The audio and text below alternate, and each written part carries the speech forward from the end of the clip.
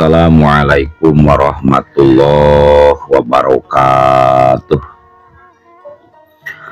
Wadia balad ate ofisial di mana wae ayana. Alhamdulillah wa syukru ala ni'amillah.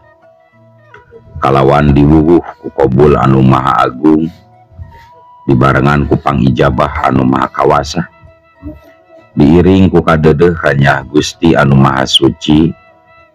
Urang ayeuna dugi kadanget ayeuna masih keneh tiasa ditepang dangukeun deui dina acara anu matuh kamemet urang sadayana. Nyatana dina pagelaran dongeng Sunda jejer carita Duriat ti alam gaib. Ayeuna kantun bagian anu ka-5 walasnanya pamiarsa. Ieu dongeng mangrupikeun buah karyana Kang Ian Aditya ti Palihan Rancah Ciamis. Kangge Kang Ian ngahaturkeun rewu nuhun laksa ketika bingahan. Rehna parantos ngintunkeun naskah sekaligus ngawidian mamang kangge medar ieu dongeng dina channel ATE official ieu. Atuh sumangga kanu teu acan subscribe kantun subscribe heula. Ngarah langkung pogot sareng langkung semangat deui ka si mamangna dina enggoning medar ieu dongengna. Ning hilap di like di komennya nu saseur-seurna. Laina naon mamang masok binga kitunya. Upami maosan komentar-komentar ti para wargi sadayana teh. Kalintang bingahna deui upami mah link video mamang ieu dipangeserkeun atanapi dipangbagikeun gitu. Carana mah gampil, kantun salin linkna teras dibagikeun dina media sosial. Biasa dina Twitter, Facebook, TikTok, Instagram, seueur lah media sosial anu tiasa diangge nge-share atanapi ngabagikeun link video mamang ieu. Atuh ngaranna nyangkolong tingkana waktos sumangga ayeuna mah urang lajengkeun deui dongeng Duriat ti alam gaib bagian anu ka-5 walasna. Kumaha salajengna? Sor cikopina, betot simutna, paganheula tali kolorna, bisi morosot, merezel, morozol, uzel-uzelan di tengah jalan. Tempak dong dong tes.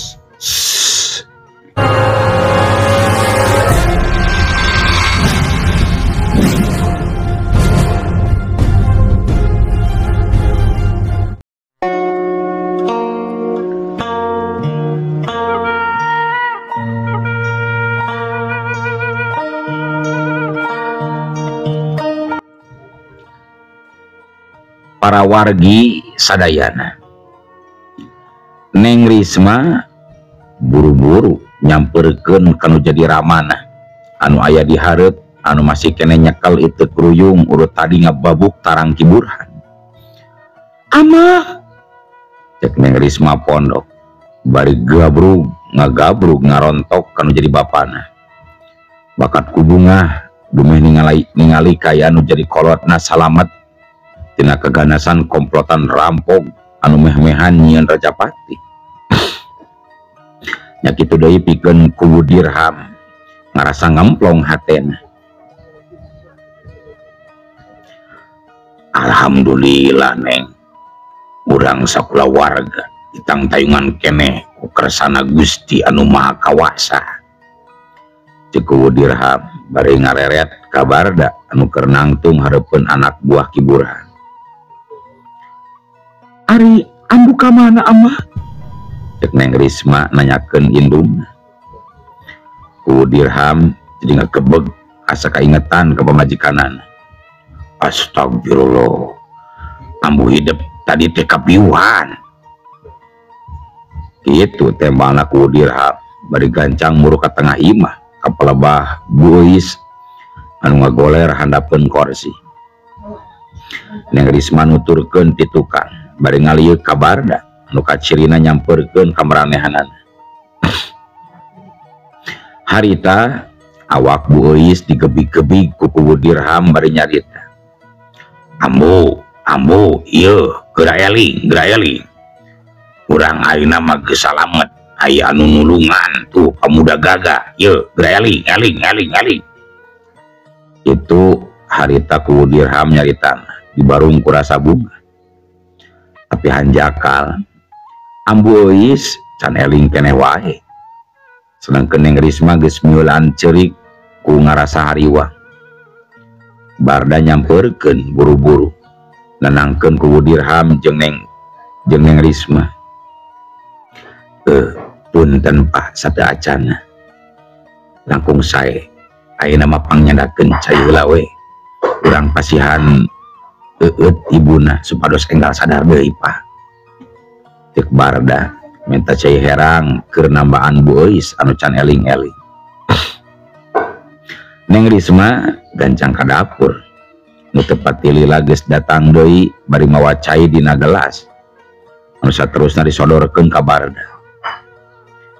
Harita barda ngakeureuyeum mapatkeun ilmu pangawaruhna. Sanggeus beres barda niup eta cai dina gelas saterusna diubarkeun kana sirah ambu Euis jeung sawarehna dikecelakeun kana bibirna. Dadak sakala ambu Euis panonna beunta awakna ngulisi sapada harita panonna merhatikeun ka hiji jejaka nu aya tunjangeunana pikiranana nginget-nginget kana kajadian anu can lila karandapan ku dirina. Juru panonna rutret ka kenca jeung ka katuhu kapalebah dua urang nu tetela geuning Neng Euis jeung salakina nu tetela ning anu tetela eta teh Neng Risma jeung salakina anu aya di gigireunana dina kayaan salam.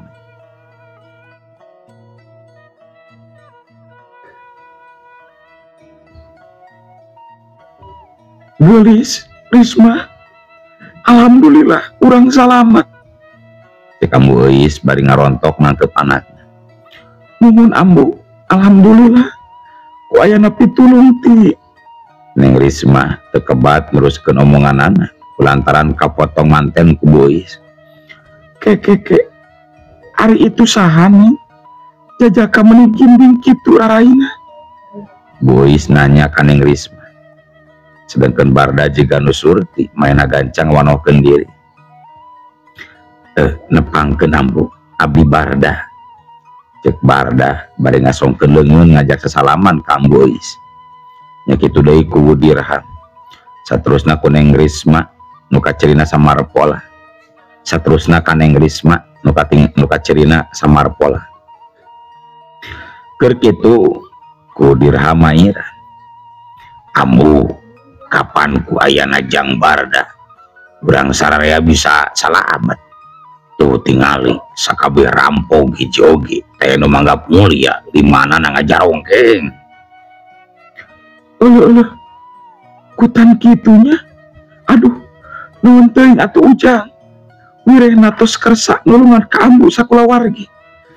Neng Risma gancang atuh suguhan cai jang barda cek Bu Euis ka Neng Risma anu keur tungkul tapi sok sanajan kitu ari juru panonna mah meletet wae merhatikeun barda. Uyos ambu tekadah ngarepotkeun mangga langkung sae ambu mah leleson we heula cek barda nembalan bari nunjukkeun sikep handap asem. Ari pikeun ku Bu dirham sakulawarga mah barang ningali sikap barda nu sakitu someahna ngajadikeun hatena kacida katajina. Pok ku dirham nyarita bari sanduk-sanduk papalaku ka barda. Ih teu ngararepot jang anu puguh mah bapa sakulawarga teh anu geus ngarepotkeun ka ujang. Bapa kacidangan nuhunkeun anak kana pitulung salira da cacakan mun daya hidup mah syariatna geus pasti bapa sakulawarga ayeuna geus jadi korban katelengesan 5 rampog di pakidulan. Eta mah mung kalasan wungkul we Pak abdi nuju ditangtayungan ku Gusti.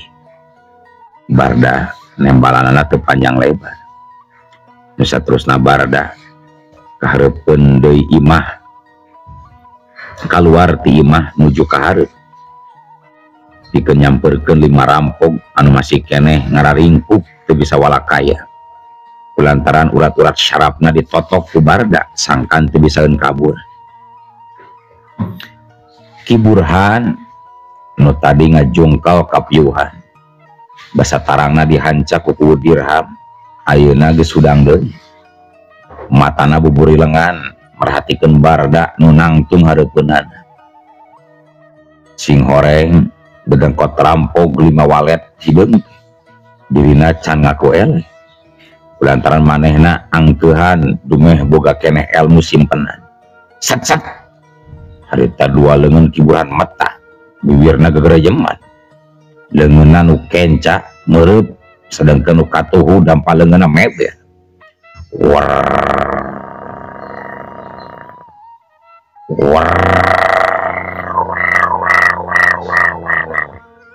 suara angin ngeledak ngayuk bangbaraan marangan bedog Ki Burhan anu muter nyeleber narajang ka Barda. Hus harita bedog jadi sabaraha puluh ningker ngurilingan awak Barda pating belesat ku gurilapan katojo ku cahaya lampu minyak. Modar ya hut Ki Burhan ngagorowok bari matakeun deui leungeunna jika nu mere parentah ka bedogna. Kayaan Barda harita estuning mata kariwang anu nempok sakujur awakna kabeh oge eueuh nu kaliwat dicacar ku puluhan bedog Ki Burhan nu trong-trang ngahanca. Tapi anehna seetik oge eueuh sora nu ngajerit atawa ngagoak ti Barda nu kacerina mah jiga nu beunang dicacag ku bedogna Ki Burhan. Malah mah ku Dirham Ambu Euis jeung Neng Risma pating cerit bakat ku paur jeung nyangka Barda geus perlaya. Ki Burhan komo deui manehna ngabarakatak seuri muni suget mah dumeh musuhna katempona teu walakaya. Tak Ki Burhan anu keur oyag seuri ujug-ujug aya nu nepa. Ki Burhan gentak ngalieu nalika ngalieu ana brete Ki Burhan anu keur ngeunah seuri sapada harita ngadadak eureun matana buncelik sumutna calawak bakat ku kaget jeung teu percaya kana tetenjoanan kusabab geuning anu nepak tak-takna teh sing horeng Barda anu aya tukang ngeunana bari nyerenge seuri. Barda cek Ki Burhan saking kusawakna kawani jeung kagaranganana sarita luntur lebur tuurna noroktok awakna ngageter linieun anu akhirna ngadeprak leuleus lir kapuk ka ibunan lir kapas kahujanan. Ampun Barda ampun kukula rumah saya jajaten duh ampura nyawa kula hayang kena hirup jabati eta da boga arif kamajikan mah tepira ngan tilu ongko nu hiji mah karek oge tas babaran nya da ngora kene bisi diembat ku si Ojat da manehna mah mata karajang ambura kula ambura. Ki Burhan ngalengis bari rada ngacapru. Nempok itu Barda ngarasa watir oge ningali Ki Burhan jeung baladna anu ngalengis menta dihampura bari jeung kadala janji niat rek babalik pikir kalayan ku kajembaran hate Barda. Akhirna Barda ngahampura Ki Burhan saparakan. Duh atur nuhun jang atur nuhun kana kasayanana mamang janji muarek ngalakukeun deui kajahatan sapertos nutos ku mamang dilakonan dina mangsa-mangsa katukang mamang janji kitu cik Ki Burhan bari ngalimpah. Sami den sim kuring oge saja babalik pikir we lah ayeuna mah pongko rumaos ieu teh umur tos sakieu kolotna susuganan diparengkeun aya jalan keur pangbalikanana den itu ceki ojat jeung Nuliana ilu reang mairan. Nyati harita Ki Burhan katut opat anak buahna janji sejak ulun kumaula ka Barda beresa kalian cenah yang diajar ilmu agama pikeun Barda jeung ku Dirham ningali Ki Burhan anu boga pamaksudan sakitu alusna geus tinangtu kacida barungaheunana.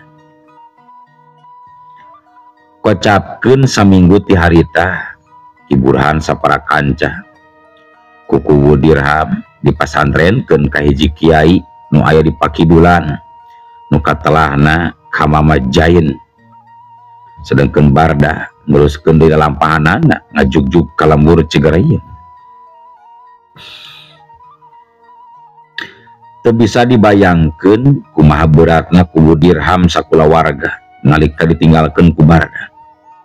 Komo deui ari Neng Risma mah sok sanajan panggih oge karek aya samingguna tapi hatena kacida masketna ka Barda teh.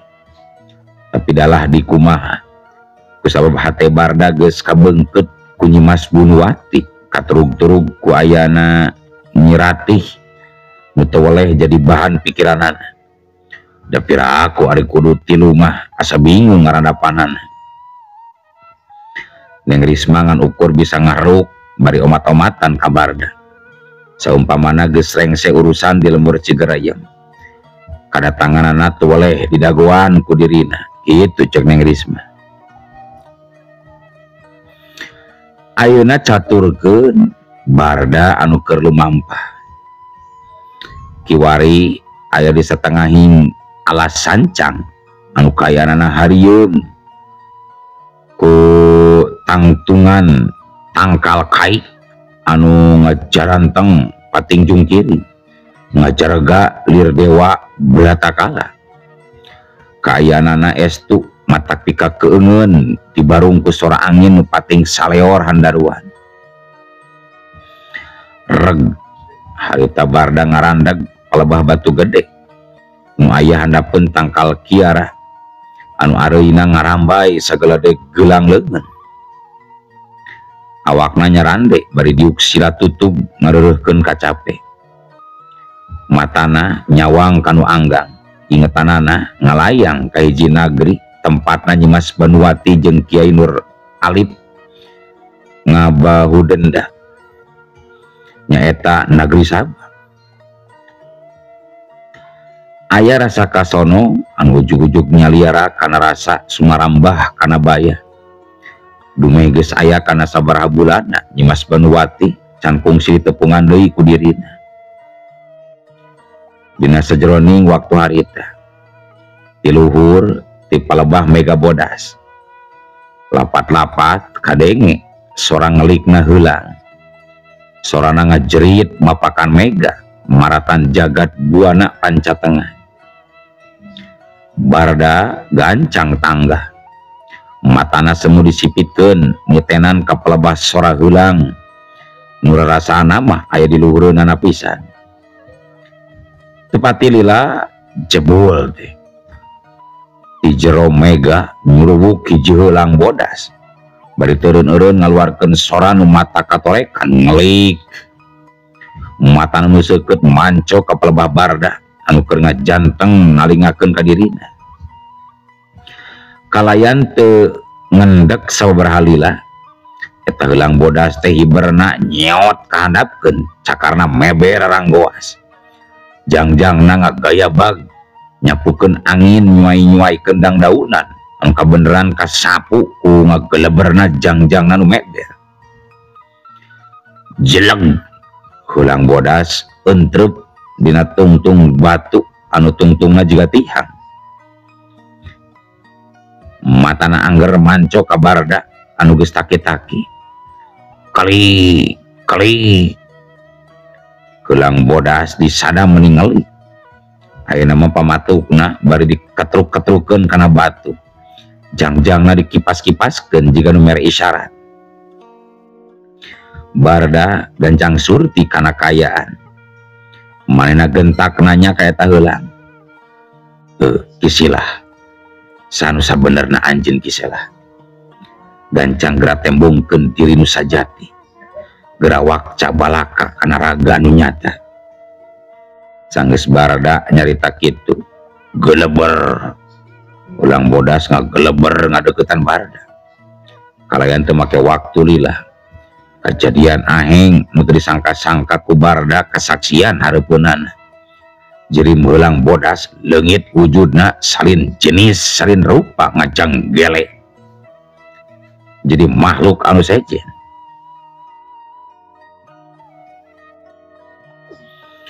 Sajongjongan mah Barda colohok mata simeuteuh dume asa teu percaya kana tetenjoanana tetenjoan ka heulang bodas anu ayeuna salin rupa jadi seorang mojang anu geulis kawanti-wanti endah ka bina-bina. Barda ngegel bibirna sorangan keur ngayakinkeun bisi manehna teh keur aya dina alam pangimpian. Teu karasa Barda ngagerowan hiji ngaran anu tacan lila ku dirina dipicangcang. Nyimas, nah leres salira teh Nyimas Banuwati. Si Wanoja geulis anu tetela Nyimas Banuwati. Tina bibirna kaluar saulas imut anu katingalina mata katulengan pikeun nyaksian. Leres pisan Kang, abdi Banuwati. Kunaon kitu Kang? Tos hilap ka abdi. Cek Nyimas Banuwati nembalanana semu dareuda kusabab nahan kasono anu geus ampir-ampiran teu bisa ditahan. Barda nutup keneh kana pameunteun Nyimas Banuwati bari ngawatek ajian kaca benggala pikeun ngayakinkeun sakali deui bisi nu dihareupeunana jurig anu nyeriwuri atawa setan anu minda rupa kelong wewene keoneko atawa jurig iprit anu ngilumijah. Dipati lila sanggeus sagalana jentre yen si Wanoja teh bener-bener asli Nyimas Banuwati. Barda langsung imut bakat kubung. Sedangkan Nyimas Banuwati langsung ngagabrug ngarontok bari silahna nyuuh kana dada Barda. Cipanon kasonona anu ngalembereh teu kaampeuh maseuhan dada nu jadi panutan kolbuna. Nyapon kitu deui Barda nu dina jero hatena ngaguruh ku rasa kadeudeuh jeung katresna nu kiwari teu bisa disumput salindung jeung sindang siloka deui. Barda ngusapan buuk Nyimas Banuwati anu ngarumbai sametakna. Nyimas Banuwati mimitian muka obrolan ku sora nu halimpu. Ceuk Kidalang mah ngareungeut sorana ge matak gedeungeun. Kamana wae atuh Kang? Menilami daya wartos-wartosna acan. Abdi milarian tisrikna kaunggal juru mata angin. Akang matos sila panginten ya ka abdi Kang. Cek Nyimas Banuwati bari mageuhan rangkulanana. Sedangkeun Barda anu ditanyana asa rada bingung ngajelaskeunana kudu kumaha atuh. Nu mawi akang teh aya keneh kaperyogian ya teh Nyimas. Emut nama emut pisan tapi kumargi akang aya keneh urusan anu teu acan rengse. Janten akang teu acan tiasa nepangan salira Nyimas. Kitu teh mal Barda harita dibarengan ku silih tetep jeung Nyimas Banuwati. Pamiarsa sadaya kasugri kaum dangu teu kacaturkeun kumaha kasonona ieu dua nonoman anu sarua pada mabok ku katresna. Ngan teu we ari ngalakukeun kalakuan anu di luar hukum nikah mah. Da masing-masing boga keneh ugeran jeung boga akal waras. Teu karasa waktu nu nyerelek harita ponon poe geus tilem. Panon poe geus undur diri pamitan saja ninggalkeun pancena nyaangan waktu beurang. Sora sasatawan anu biasa peuting di sarada sorana mimiti reang silih tempas jeung sakabeh wadia baladna. Maturan Barda jeung Nyimas Banuwati nu aya keneh di tengah alas sancan. Nyimas, akang aya taroskeun ieu teh saali. Cek Barda ka Nyimas Banuwati anu masih keneh aya dina lahunanana. Bade naros naon kitu Kang? Nyimas Banuwati nembalan bari semu nanggahkeun beungeutna. Perkawis salira dugi ka janten heulang bodas kitu. Akang masa kaget da bisi musuh anu rek ngarogahala. Ari pek teh geuning mojang geulis. Hanas tos taki-taki tadi mah. Tapi untung we eta ge waspada. Da pamente mah akang pasti ngajengkang ku digabrug satakar kebek kitu mah. Cek Barda bari seuri ngabanyolan ka Nyimas Banuwati. Sedangkan Nyimas Banuwati imut manis sugem mah bari muntang kana beuheung Barda bari ngaharewas bojong. Kang, pami abdi teu malih warni heula janten heulang bodas. Panginten abdi moal tiasa nembus alam gaib ka alam manusia. Namun eta hiji-hijina jalan sangkan abdi tiasa milari akang. Syukur-syukur akang kersa saumpami disarengan ku abdi eta oge pami teu kaabotan Kang. Dina nyaritana Nyimas Banuwati dibarengan ku pangharepan. Malah mandar Barda daekeun dibarengan ku dirina dina sajeroning ngalampahanana. Hawatos ka aman Nyimas. Bilih dideupeun wios akang mah bade nyalira we. Kajaba teh eta pantos pasti di perjalanan teh seueur pahitna tibatan amisna Nyimas. Tuh akang mah da kitu sim patepang pangintennya sareng anu dikaranggali. Pikeun Barda sanggeus Nyimas Banuwati nimbalan kitu. Hatena rada ngagebeg, pikiranna ras ingat ka Nyi Ratih nu ditinggalkeun sabaraha minggu ka tukang. Hatena ngagerentes. Boa-boa apaleun meureun Nyimas Banuwati ka Nyi Ratih teh. Cilaka bisa-bisa dibalaieun mun bantu. Duh kumaha atunya. Untung wae ieu oge Neng Risma teu tulus ngilu. Coba mun milu, wah bisa perang dunia kaopat ieu. Itu gerdangna hate Barda harita. Sedangkan Nyimas Banuwati mah panonna teu waleh merhatikeun ka Barda anu jiga samar pola. Nu saterusna pok Barda nembalan. Sanes kitu Nyimas. Akang mah kacidabingana we disarengan ku salira. Mangga teh teuing pami salira kersama ari kinten-kintenna ama moal bendueun. Akhirna Barda nyerah. Da ongkoh eukeur hatena kacida beratna ka Nyimas Banuwati. Nyantukna Barda ngizina Nyimas Banuwati ngilu jeung manehna marangan lumampahna ka Cigereyem.